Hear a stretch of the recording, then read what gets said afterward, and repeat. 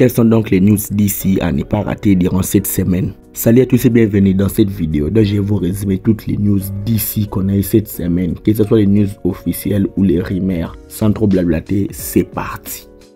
On commence directement par un événement un petit peu improbable qui s'est déroulé la semaine dernière, car il faut savoir qu'un collégien coréen a réussi à pirater la chaîne YouTube de l'univers DC. Et peu de temps après cet incident, la chaîne YouTube de l'univers DC n'était même pas disponible sur YouTube. Ce qui est un petit peu bizarre pour cette grande entreprise de se faire hacker par un jeune coréen. C'est un petit peu une honte, ils doivent renforcer la sécurité. Pour ceux qui ne sont pas au courant, il faut savoir que l'acteur Alan Ritchson, celui qui incarne le personnage de Jack Reacher dans la série Reacher, a dit qu'il est prêt à incarner les Batman du DCU. Il a dit qu'il n'a même pas besoin que le DC commence à les payer pour incarner ces personnages. Il rêve vraiment de jouer ces personnages. Actuellement, je suis en train de regarder la saison 3 de la série Reacher et j'adore cet acteur. Mais je ne sais pas si son corps, sa taille peut coller avec les personnages de Batman. Ça, je suis pas sûr.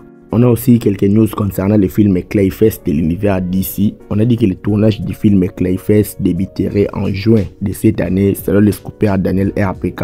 Et aussi Mike Marino, celui qui a fait le maquillage dans le film The Batman et dans la série The Penguin, sera le maquilleur du film Clayface. Étant donné que le personnage de Clayface est un personnage qui se fait full CGI, qui devient un petit peu comme de l'argile, un maquilleur vraiment doué comme Mike Marino peut faire l'affaire. On a aussi plusieurs informations concernant la série Lanterns. Déjà, nous avons eu les premiers aperçus de la série où on peut voir le personnage de Aaron Pierre qui sera John Stewart et Kai Chandler qui sera Hal Jordan. Et dans cette photo, si on regarde attentivement sur leur doigt, on peut même voir les anneaux de Green Lantern. On a dit que la série Lanterns explorera la vie des héros avec et sans leur costume pour un public un petit peu débutant et expert. Et aussi le directeur de la photographie oscarisé Florian Hofmeister sera le directeur de la photographie de la série Lanterns. Et aussi on a dit que la série s'inspirera de la série True Detective. On a aussi dit que le groupe des gardiens de l'univers pourrait apparaître dans la série Lanterns selon Purna Jagannathan.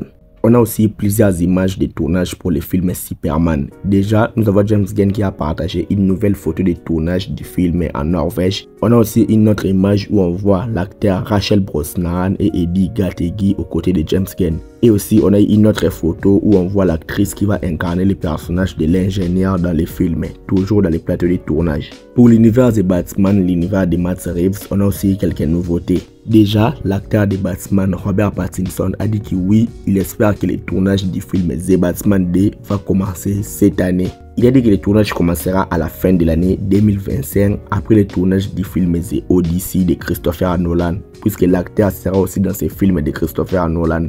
Et aussi, Robert Pattinson a dit qu'il ne sait pas oui ou non si le personnage du Joker sera le méchant principal de l'univers DC, l'univers de Matt Reeves. Et aussi, triste nouvelle pour les joueurs d'ici, puisqu'on a dit que les studios Monolith Production, Playerfest Games, Warner Bros. San Diego vont désormais fermer leurs portes définitivement. Ce qui veut alors dire que le jeu Wonder Woman qui était en préparation chez Monolith est désormais annulé. C'était toutes les news qu'on a eu durant cette semaine sur l'univers d'ici. Like la vidéo, abonne-toi et dis-moi ce que tu en penses dans les commentaires. Suis-moi sur mes réseaux sociaux, les liens sont dans la description. C'était Jonathan Geek et ciao.